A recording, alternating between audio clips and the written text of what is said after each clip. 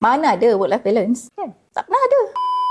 Sekarang ni ramai sangat orang tengah bercakap tentang work-life balance. Cuba ceritakan, apa work-life balance tu sebenarnya? Lagi-lagi in media industry ni. Mana ada work-life balance? Kan? Tak pernah ada.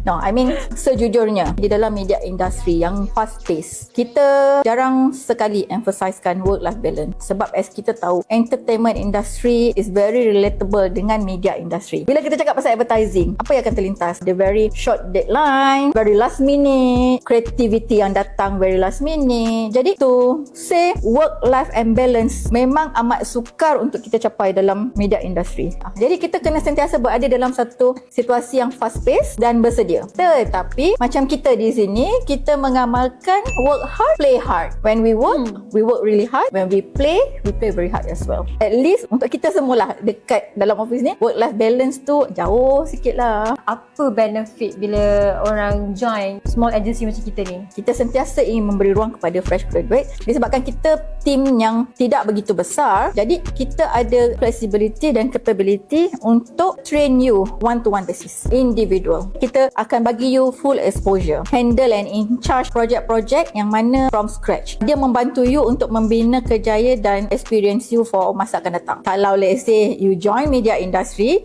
tapi you nak cari work life and balance, that's something yang susah kita nak jumpa. Tapi kalau you mencari pengalaman, exposure, insyaAllah you akan jumpa di NKMH Media. Okay guys, so jangan lupa komen kat bawah, like and follow kita.